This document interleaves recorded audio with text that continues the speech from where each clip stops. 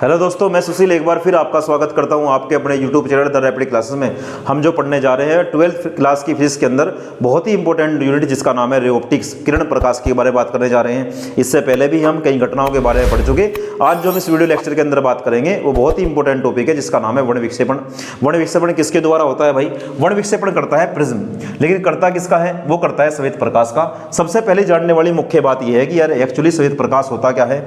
सूर्य से जो प्रकाश हमें मिलता है, सूर्य से मिलने वाला प्रकाश, सूर्य से आने वाला प्रकाश श्वेत प्रकाश होता है। जो भी प्रकाश हमारे पास सूर्य से पहुंचता है उसी का नाम है श्वेत प्रकाश। सबसे बड़ा सवाल ये उठा कि श्वेत प्रकाश और अन्य प्रकाश में क्या अंतर है। हमने बात श्वेत प्रकाश की क्यों करी, सूर्य से आने वाले प्रकाश की बातें क्यों करी? सूर्य से आने वाला प्रकाश जो श्वेत प्रकाश होता है उसमें एक खास बात है, ये बनता कैसे है। इस श्वेत प्रकाश के अंदर जितने भी रंगों के प्रकाश है, मान लो लाल रंग का प्रकाश ये रहा, पीले रंग का प्रकाश, हरे रंग का प्रकाश, बैंगनी रंग का प्रकाश, इन सभी रंगों के प्रकाश का आपस में जो मेल होता है उसी तरह का, उसी रंग के प्रकाश का नाम होता है श्वेत प्रकाश। एक बार मैं फिर बता रहा, बात तो सुनेंगे। जितने भी रंग दुनिया में हैं प्रकाश के, उन सभी रंगों को एक साथ मिला दो तो जो मिलकर तैयार होगा उसका नाम है श्वेत प्रकाश। यानी मैं कह सकता हूं डायरेक्ट बात कि सूर्य से आने वाले प्रकाश के अंदर सभी रंग मौजूद है, सूर्य से आने वाले प्रकाश के अंदर सभी रंग मौजूद है। अब फिर वर्ण विक्षेपण क्या होता है, अब जानते हैं इस बात को। हमने भी पढ़ा कि सूर्य से आने वाला जो प्रकाश है, अगर सूर्य से आने वाले प्रकाश की बात करें, इसमें विभिन्न रंग है, बहुत सारे रंगों का समूह है, इसमें सब तरह के रंग मिले हुए हैं। अगर मैं इस प्रकाश से किरण को प्रिज्म के ऊपर डाल दूं, प्रिज्म के ऊपर डाल दूं तो प्रिज्म क्या करता है, प्रिज्म इस श्वेत प्रकाश की किरण के अंदर जितने भी रंग हैं उन सभी रंगों को अलग अलग करके दिखा देता है, अलग अलग करके दिखा देता है। इसी घटना का नाम होता है वर्ण विक्षेपण। यानी जब कोई श्वेत प्रकाश की किरण को प्रिज्म के अंदर से गुजारते हैं तो प्रिज्म क्या करता है, उस श्वेत प्रकाश की किरण के अंदर जितने भी रंग है, जितने भी रंगों का प्रकाश है, जितने भिन्न भिन्न रंगों का प्रकाश है, उन्हें अलग अलग कर देता है। इन रंगों को अलग अलग करने का प्रोग्राम ही वर्ण विक्षेपण कहलाता है। यानी वर्ण विक्षेपण का मतलब किस बात से है? वर्ण विक्षेपण का मतलब है रंगों का अलग अलग हो जाना, रंगों का बिखर जाना। यानी श्वेत प्रकाश के अंदर जितने भी रंगों के प्रकाश है उन सभी रंगों के प्रकाश का अलग अलग बिखर जाना वर्ण विक्षेपण कहलाता है। पहले इस बात को लिखते हैं, फिर डायग्राम में समझाते हैं क्या मामला है भाई। देखो, जब श्वेत प्रकाश की किरण को, जब श्वेत प्रकाश की किरण को, जब श्वेत प्रकाश की किरण को, जब श्वेत प्रकाश की किरण को प्रिज्म से गुजारा जाता है, प्रिज्म से गुजारा जाता है, प्रिज्म से गुजारा जाता है, जब श्वेत प्रकाश की किरण को प्रिज्म से गुजारा जाता है तो प्रिज्म उसे अनेक रंगों की प्रकाश किरणों में तोड़ देता है, प्रकाश किरणों में तोड़ देता है, किरणों में तोड़ देता है, तोड़ देता है। इसी घटना को वर्ण विक्षेपण कहते हैं, वर्ण विक्षेपण कहते हैं। आज की इस घटना के अंदर मुख्य बात यह है कि हमें ये जानना था श्वेत प्रकाश क्या है। भाई श्वेत प्रकाश वो है जिसके अंदर बहुत सारे रंग हैं। अगर वे बहुत सारे रंगों के प्रकाश एक साथ प्रिज्म के ऊपर पड़ जा तो प्रिज्म क्या करता है, प्रिज्म उन सभी रंगों को अलग अलग करके दिखा देता है कि लाल ये रहा भाई, हरा ये रहा, पीला ये रहा, इस प्रकार रंगों को अलग अलग करके दिखा देता है। इसी घटना का नाम होता है वर्ण विक्षेपण। इसको हम डायग्राम से समझते हैं किस प्रकार, देखेंगे एक बार। ये हमारा प्रिज्म है, जरा ध्यानपूर्वक देखना, बहुत इंपॉर्टेंट टॉपिक है लेकिन बहुत समझने के लिए बहुत आसान बात है। ये हमारा प्रिज्म है, प्रिज्म के ऊपर हमने क्या करा, एक किरण डाल दी। इस किरण में क्या खास बात है, ये किरण है श्वेत प्रकाश की किरण। इस किरण का नाम है श्वेत प्रकाश की किरण। जब भी मैं कह रहा श्वेत प्रकाश की किरण तो मैं सोचना चाहिए कि इसका मतलब पता क्या है, इसके अंदर सभी रंगों का प्रकाश मौजूद है परंतु हमें अलग अलग नहीं दिख रहा, हम उनमें विभेद नहीं कर पा रहे कि इसमें लाल रंग का है, इसमें हरा रंग का है।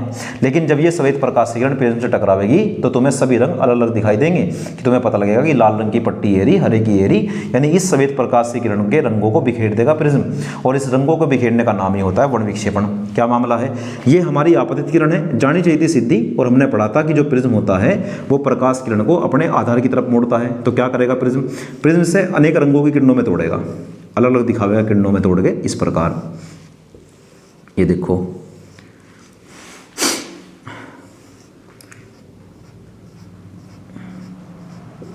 ये अब क्या होगा, पर्दे पर जब हम देखेंगे तो ये रंग वहाँ मिलते हुए दिखाई देंगे हमें इस प्रकार से, और ये देख रहा होगा तुम अलग अलग दिखाई दे रहे। पहले क्या था, एक किरण आई, उस किरण के अंदर बहुत सारे रंग है, जैसे ही प्रिज्म से टकराई प्रिज्म ने उस रंगों को अलग अलग कर दिया। अलग अलग जब दिखाई दिया हमें तो विभिन्न रंग दिखाई दिए। इसी घटना का नाम है वर्ण विक्षेपण। जब श्वेत प्रकाश की किरण को प्रिज्म के अंदर से गुजारते हैं तो प्रिज्म उसे विभिन्न रंगों की किरणों में तोड़ देता है, विभिन्न रंगों की प्रकाश किरणों में तोड़ देता है, इसी का नाम वर्ण विक्षेपण है। आप इस बात को भी लिखते हैं। वैसे तो प्रिज्म श्वेत प्रकाश की किरण को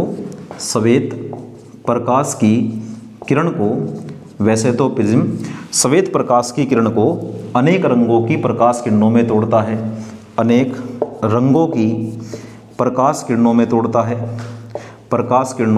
है, किरणों में तोड़ता है। वैसे तो प्रिज्म श्वेत प्रकाश को अनेक रंगों की प्रकाश किरणों में तोड़ता है, परंतु एक समस्या है। क्या समस्या है? परंतु दृष्टिबाधिता होने के कारण, दृष्टिबाधिता यानी देखने की समस्या होने के कारण, आँख की लिमिटेशन है कि वो कुछ अंगस्ट्रों को ही देख पाती है। दृष्टिबाधिता होने के कारण परंतु दृष्टिबाधिता होने के कारण हमें पर्दे पर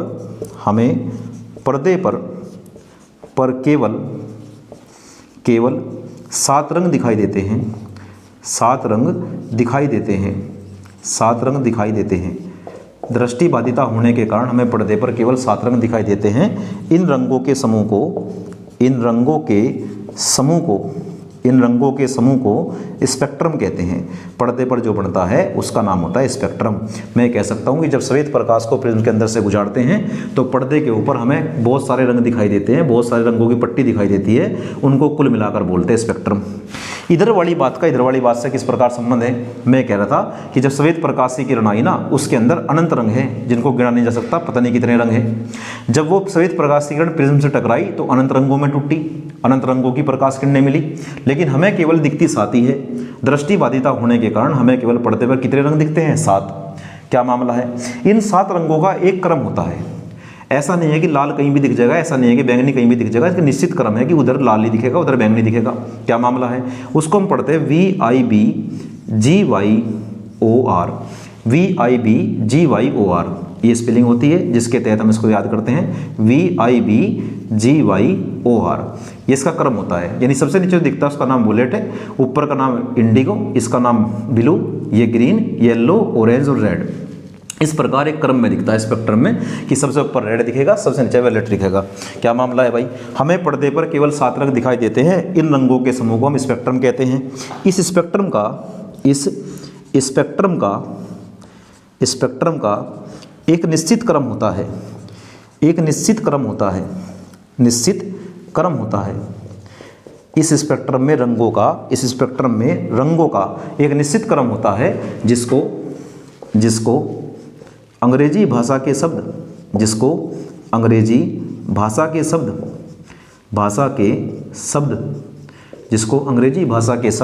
VIBGYOR से प्रदर्शित करते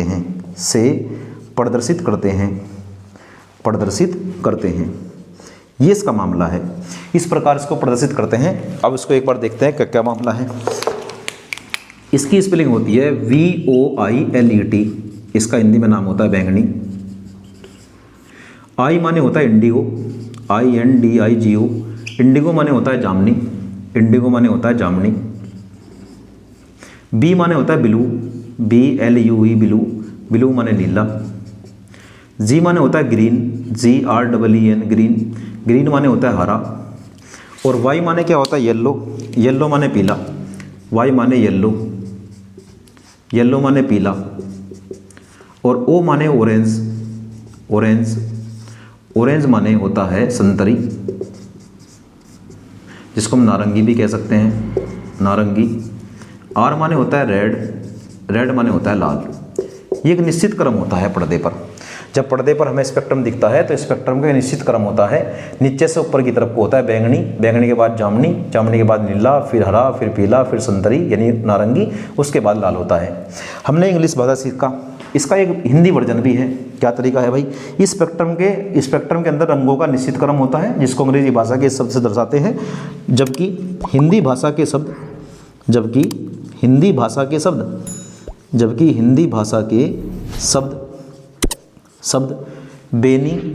बेनी, आहा, पीनाला,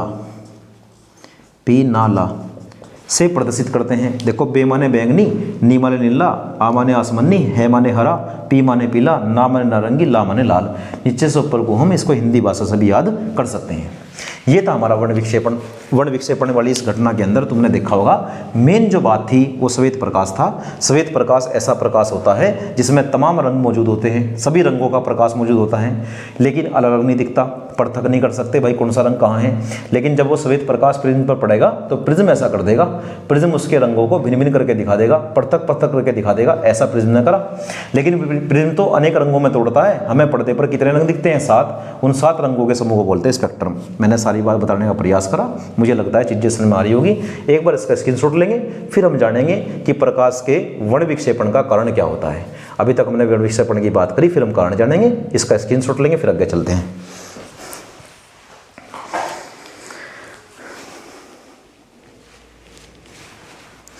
चलिए अब बात करते हैं श्वेत का कारण क्या है। श्वेत प्रकाश के वर्ण विक्षेपण को समझने के लिए पहले तुम एक बात समझो। मैं कह रहा था कि ये जो श्वेत प्रकाश इसके अंदर घुसा, इसके अंदर जब घुसने के बाद ऐसा क्या हुआ जिसकी वजह से प्रकाश की किरण अलग अलग दिख रही।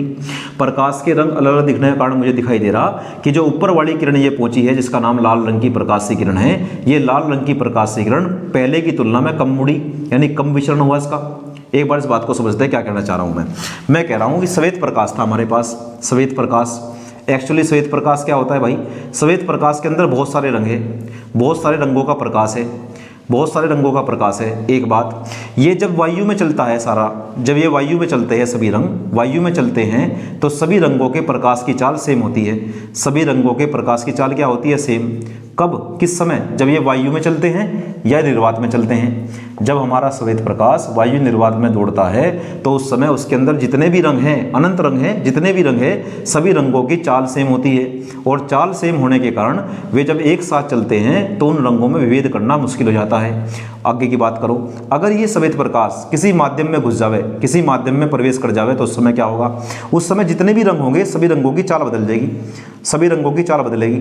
कोई रंग तेज चलेगा, कोई रंग धीमा चलेगा। अब जानने वाली बात है कौन सा तेज चलेगा भाई? जो लाल रंग होता है वो सबसे ज़्यादा तेज चलता है, उसकी चाल सबसे ज़्यादा है। लाल रंग की चाल क्या है? सबसे ज़्यादा। लाल रंग की चाल सबसे ज़्यादा है। और जो बैंगनी रंग है, बैंगनी, उस बैंगनी रंग की चाल सबसे कम है। उस बैंगनी रंग की चाल क्या है? सबसे कम।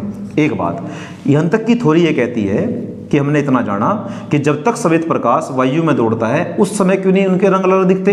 उस समय उनके रंग इसलिए अलग अलग नहीं दिखते क्योंकि उस समय उसके अंदर जितने भी रंगों का प्रकाश है वो सारा प्रकाश एक ही चाल से चलता है। और जब एक चाल से चलता है तो एक साथ चलता है, और जब एक साथ चलता है तो उस समय हम उनमें विभेद नहीं कर पाते, रंगों में विभेद नहीं कर पाते, रंगों को अलग अलग नहीं देख पाते। परंतु जब वो माध्यम में प्रवेश करता है तो ऐसा क्या हुआ? अलग अलग दिखने लगे। जब वो माध्यम में प्रवेश करेगा तो माध्यम में घुसते के साथ ही उसके सभी रंगों की, जितने भी रंग हैं, सभी रंगों के प्रकाश की चाल बदलेगी। और प्रयोगों द्वारा पता चला, या ये थ्योरी कहती है कि लाल रंग के प्रकाश की चाल सबसे ज़्यादा होती है और बैंगनी रंग के प्रकाश की चाल सबसे कम होती है। आगे की बात समझो।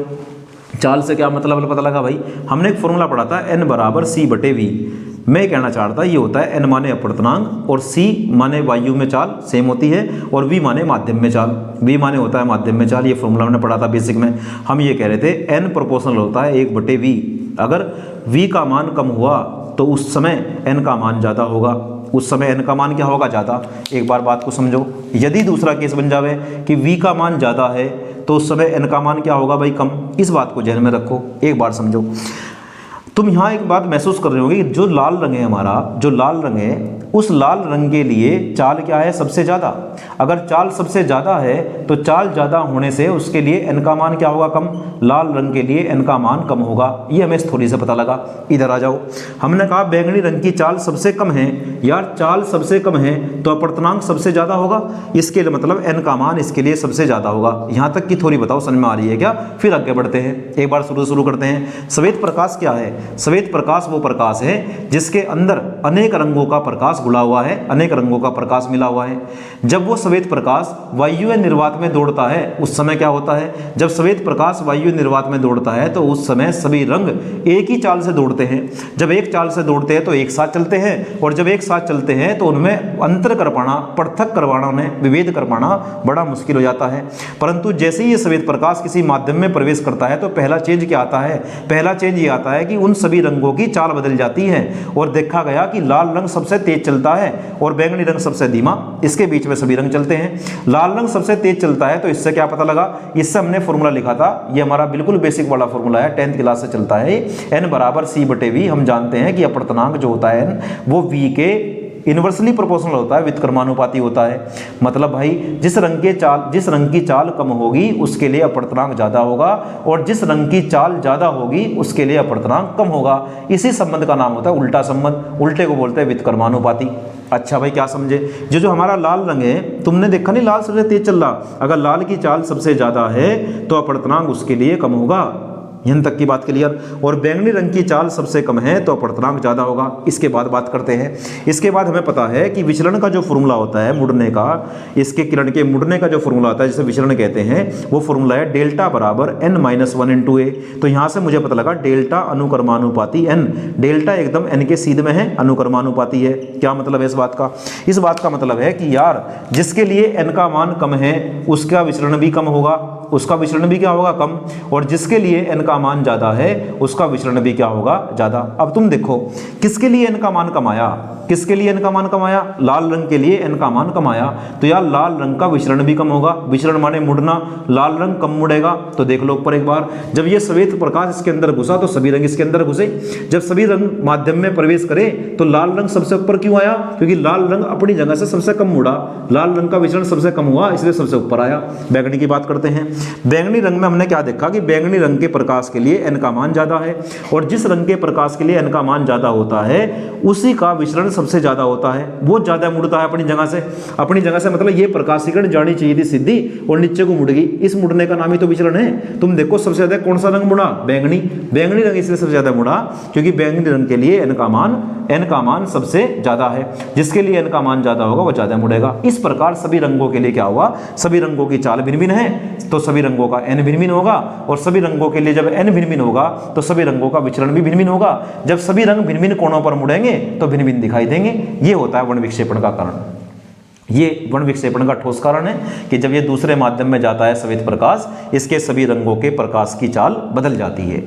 चाल बदलने से हमारी 3 जननी है। देखो मैं एक बार दोबारा बताता हूँ। पहला केस, सबसे पहले क्या बदला, चाल बदली, चाल बदली। एक बात, चाल बदलने से क्या पता लगा, n बदला, चाल बदलने से क्या बदला, n बदला, n माने अपवर्तनांक, और n बदलने से डेल्टा बदला, क्योंकि ये 3 फॉर्मूले हमने तुम्हारे सामने दिखाए। देखो चाल बदली तो भाई n बदला, n बदला तो डेल्टा बदला, डेल्टा बदला तो भिन्न भिन्न कोणों पर मुड़ी, और जब भिन्न भिन्न कोणों पर मुड़ी तो भिन्न भिन्न दिखाई देने लगी, भिन्न भिन्न दिखाई देने लगी तो भिन्न भिन्न रंग दिखने लगे, और जब भिन्न भिन्न रंग दिखने लगे उसी घटना का नाम रख दिया वर्ण विक्षेपण, उसी घटना का नाम है वर्ण विक्षेपण।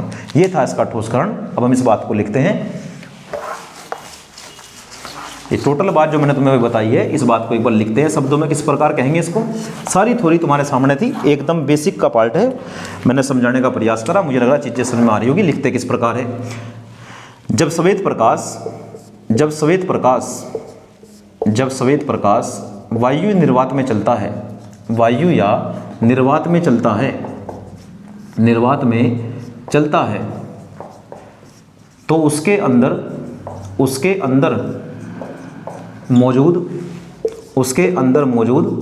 उपस्थित सभी रंगों के प्रकाश की चाल समान होती है। चाल क्या होती है, समान होती है। जब तक वो वायु में चलता है तब तक उसके सभी रंगों के प्रकाश की चाल क्या होती है, समान। परंतु जैसे ही श्वेत प्रकाश माध्यम में प्रवेश करता है, जिसका अपवर्तनांक हमने n मान लिया, माध्यम में प्रवेश करता है तो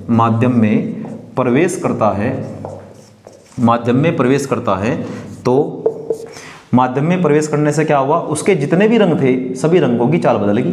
तो उसमें उपस्थित सभी रंगों के प्रकाश की चाल बदल जाती है, सभी रंगों के प्रकाश की चाल बदल जाती है। चाल बदलने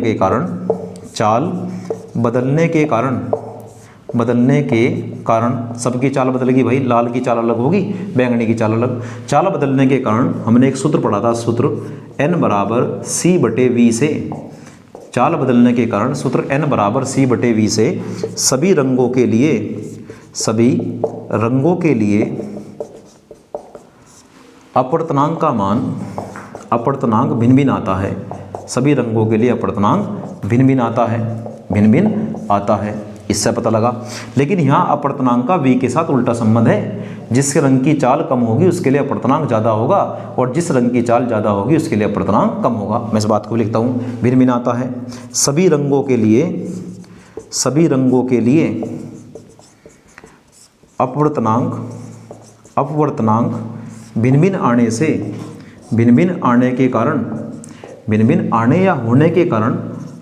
होने के कारण हमने एक सूत्र और पढ़ा था, भिन्न भिन्न होने के कारण डेल्टा बराबर n-1 इंटू a सूत्र से डेल्टा भी सभी रंगों का भिन्न भिन्न होता है। सभी रंगों का डेल्टा भी क्या है, भिन्न भिन्न होता है। सभी रंगों का डेल्टा भी भिन्न भिन्न होता है। और डेल्टा माने होता है मुड़ना, विचलन कितना होगा उसका नाम डेल्टा है। भिन्न भिन्न होता है, विचलन भिन्न भिन्न होने से वे भिन्न भिन्न कोणों पर मुड़ते हैं। वे सभी रंग भिन्न भिन्न कोणों पर मुड़ते हैं, भिन्न भिन्न कोणों पर अपवर्तित होते हैं, मुड़ते हैं, कोणों पर मुड़ते हैं। इसी कारण पर्दे पर अलग अलग दिखाई देते हैं। अगर एक ही कोण पर मुड़ते, सारे एक बिंदु पर टकराते तो सब में विभेद करना फिर मुश्किल हो जाता। सारे भिन्न भिन्न कोणों पर मुड़े, भिन्न भिन्न बिंदु पर टकराए, जब भिन्न भिन्न बिंदु पर टकराए तो भिन्न भिन्न रंग के दिखाई देने लगे। पर्दे पर अलग अलग दिखाई देते हैं। यही वर्ण विक्षेपण का कारण होता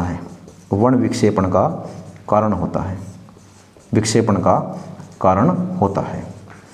ये थी भाई बात, जो मेन बात है। हमने कहा जब तक श्वेत प्रकाश वायु में दौड़ता है उस समय तक कुछ नहीं होता, लेकिन जैसे श्वेत प्रकाश किसी माध्यम में प्रवेश करता है तो उसके सभी रंग उसके अंदर प्रवेश करते हैं, और जैसे उसके अंदर प्रवेश करते हैं तो सब रंगों की चाल बदल जाती है। चाल बदलने से n बदलता है, n बदलने से डेल्टा बदलता है, और डेल्टा बदलने से भिन्न भिन्न कोणों पर मुड़ती है। जब भिन्न भिन्न कोणों पर मुड़ती है तो पृथक दिखाई देती है पर्दे पर, और जब पृथक दिखाई देती है तो सभी रंगों में अंतर स्पष्ट हो पाता है कि कौन सा रंग कहाँ है, और इसी घटना का नाम होता है वर्ण विक्षेपण।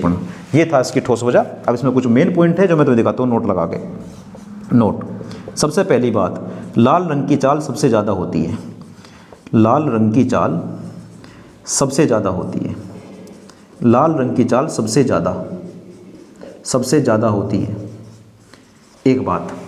दूसरी बात क्या है, बैंगनी रंग की चाल सबसे कम। बैंगनी रंग की चाल सबसे कम होती है। इन दो बात को लेकर मैं बात करूंगा। हमने अभी पढ़ा थोड़ी देर पहले क्या, कि चाल प्रोपोर्शनल होती है 1/n के, या उल्टा पढ़ लो एक बार। n जो प्रोपोर्शनल होता है वो होता है डेल्टा के, और डेल्टा प्रोपोर्शनल, और n जो प्रोपोर्शनल होता है वो होता है किसके, 1/v के। अगर मैं इस दोनों को एक साथ लिखूं तो मैं ऐसे लिख सकता हूं कि जो n है ना वो प्रोपोर्शनल किसके हैं, डेल्टा के, समानुपाती किसके हैं, डेल्टा के, और व्युत्क्रमानुपाती किसके हैं, चाल के। इस वाली टैगलाइन को याद रखना। इस वाली लाइन जो है हमारी, इस वाली लाइन से मैंने यहाँ पूरा स्पष्ट करा।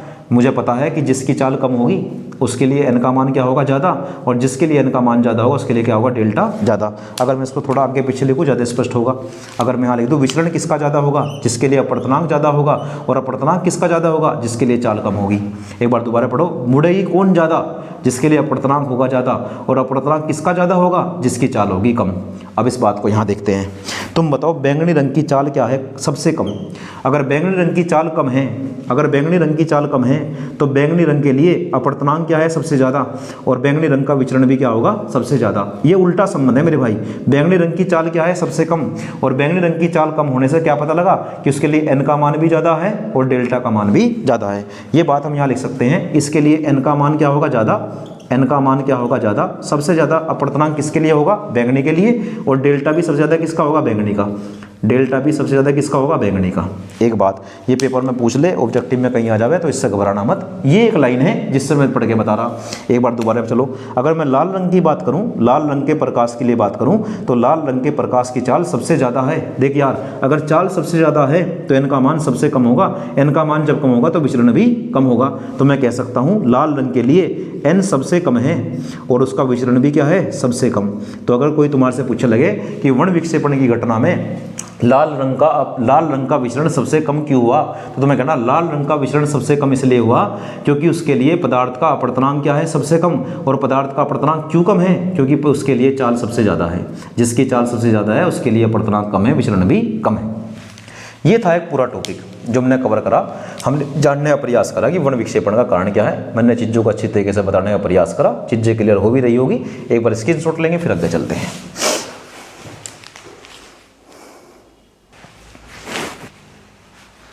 चलिए, आज की वीडियो में हमने जानने का प्रयास करा कि श्वेत प्रकाश क्या होता है। श्वेत प्रकाश को जब प्रिज्म के अंदर से गुजारते हैं तो वह अलग अलग रंगों में क्यों टूट जाता है, उस घटना का नाम होता है वर्ण विक्षेपण। फिर हमने वर्ण विक्षेपण की बात को जानने का प्रयास करा, वर्ण विक्षेपण का कारण क्या है, क्यों होता है वर्ण विक्षेपण, इस तरह की बात आज इस वीडियो में करी। मैंने अपनी तरफ से पूरा प्रयास करा चीज़ों को समझाने का। एक बात को एक से अधिक बार बताया, डिफरेंट तरीके से बताने का प्रयास करा। फिर भी अगर किसी बच्चे का कोई डाउट बनता है तो सबसे पहले वो एक बार इस वीडियो को दोबारा देखेगा जिससे डाउट क्लियर हो। उसके बाद भी अगर किसी बच्चे का कोई डाउट बचता है तो वो कमेंट सेक्शन में जाकर कमेंट करेगा, जिससे मैं समय मिलते ही उसको जवाब देने का प्रयास करूंगा। यहाँ से आगे की किसी महत्वपूर्ण विषय के महत्वपूर्ण टॉपिक के बारे में हम नेक्स्ट वीडियो में बात करेंगे। तब तक के लिए थैंक्स फॉर वॉचिंग।